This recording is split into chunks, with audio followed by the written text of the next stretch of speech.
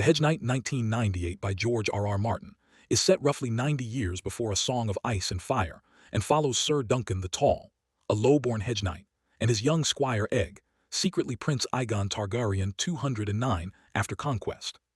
The story follows Sir Duncan the Tall, a low-born hedge knight of no great name or wealth, and his young squire Egg, who is secretly Prince Aegon Targaryen, youngest son of Prince Maekar. After Duncan's master and mentor, Sir Arlen of Pennytree, dies quietly on the road from illness, Duncan is left alone, no lord, no income, and no clear path forward. Rather than abandon his dreams of knighthood, he travels to Ashford Meadow in the Reach, where a grand tournament is being held in honor of Lord Ashford's daughter. Duncan scrapes together the means to enter the lists, despite having no great pedigree or backing to speak of. He acquits himself reasonably well in the early jousting, but the real conflict begins away from the tourney grounds.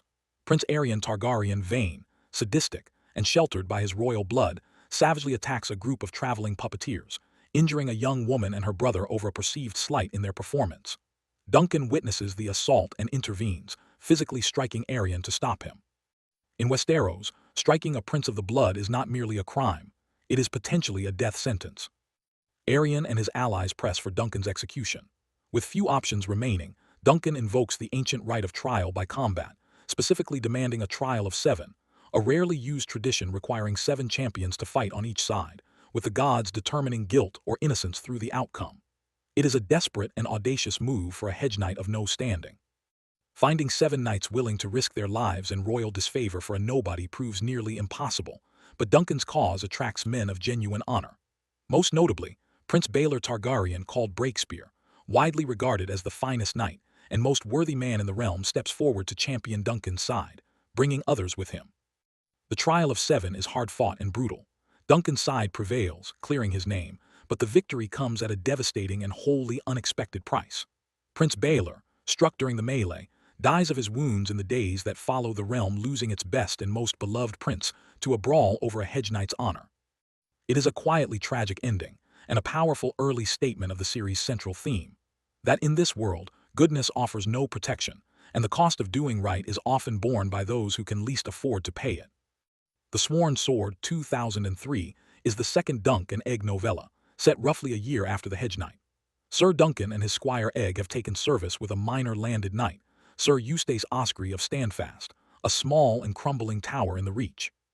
Eustace is an old man clinging to faded glory. His house once had great standing, but he backed the wrong side in the Blackfyre Rebellion, the recent civil war in which Daemon Blackfyre, a legitimized bastard of King Aegon IV, challenged the Targaryen throne. Eustace lost his sons in that conflict and has never truly recovered. The central conflict of the novella is a bitter local dispute over water rights. A nearby stream that supplies Standfast has been dammed by Eustace's neighbor, Lady Rohan Webber of Coldmoat, a young widow known as the Red Widow for having outlived multiple husbands under suspicious circumstances. Without water, Eustace's small folk and lands face ruin through the ongoing drought that is gripping the region. Duncan is sent to treat with Lady Rohan and quickly finds that the situation is far more complex than it first appeared. Rohan is sharp, pragmatic, and politically astute, not the villain Eustace portrays her as. The two share a charged and uneasy chemistry throughout their dealings. Meanwhile, Egg's true identity as a Targaryen prince becomes a dangerous card in the negotiations, as both sides try to use his royal blood to their advantage. The dispute escalates toward violence, with Duncan ultimately agreeing to single combat to resolve it. Before the duel can be fought, however, a devastating turn occurs. Dunk discovers that one of Eustace's men, Sir Benny's of the Brown Shield, had previously wounded one of Rohan's men during the initial confrontation over the stream, setting off the chain of events. Honor demands this be answered. The novella ends with the matter settled, but at a cost to Eustace's pride and lands. Duncan and Egg depart Standfast, their service concluded. A memorable final moment sees Rohan give Duncan a lock of her red hair, a romantic and melancholy gesture, hinting at a connection that circumstance would never allow to develop. The story deepens the world's history around the Blackfyre Rebellion, and continues to explore Duncan's struggle to live honorably as a man of no great birth in a world run by the highborn. The Mystery Knight 2010 is the third Dunk and Egg novella, and the most politically charged of the 3. Sir Duncan and Egg are traveling through the Riverlands when they stumble upon a wedding tournament being held at White Walls, the seat of Lord Ambrose Butterwell. Butterwell is a former hand of the king, a cautious and self-serving man who is marrying a young Frey girl. The prize of the tournament is a dragon's egg, a rare and enormously valuable Targaryen heirloom, which immediately signals that something unusual is afoot. Duncan enters the tournament under a disguised sigil, which gives the novella its title. As he competes, he gradually becomes aware that the gathering at White Walls is not merely a wedding celebration. A suspicious number of battle-hardened knights with obscure or false identities have assembled, and whispered conversations stop whenever Duncan draws near. It slowly becomes clear that White Walls is the staging ground for a second Blackfire rebellion.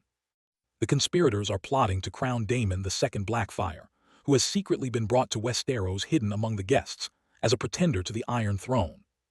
Egg, reckless and brave, slips away and sends word to Lord Bloodraven Brynden Rivers, the king's hand and master of spies, who is himself a legitimized bastard of Aegon IV and the crown's most feared enforcer. Bloodraven is one of the most compelling figures in Martin's wider world, an albino greenseer with a weirwood bow, rumored to have 1,000 eyes and one. He arrives with a royal army and swiftly crushes the conspiracy before it can take flame. The resolution is swift and brutal. The Blackfire pretender is taken prisoner, the conspirators are arrested or killed, and White Walls itself is slighted torn down stone by stone as punishment for the treason plotted within its walls. The dragon's egg, the prize that drew so many hungry eyes, is never found, leaving its fate a lingering mystery. Throughout the novella, Duncan grapples with the murky ethics of loyalty and treason. Several of the conspirators are men he has come to like or respect during the tournament, and the ease with which Bloodraven dispenses justice cold, efficient and total, unsettles him. The story also plants seeds for the larger Targaryen mythology, with Bloodraven's eerie omniscience clearly foreshadowing his later role in A Song of Ice and Fire as the three-eyed raven beyond the wall. It is the darkest and most layered of the three novellas, and ends with Duncan and Egg riding onward, their road still long ahead of them.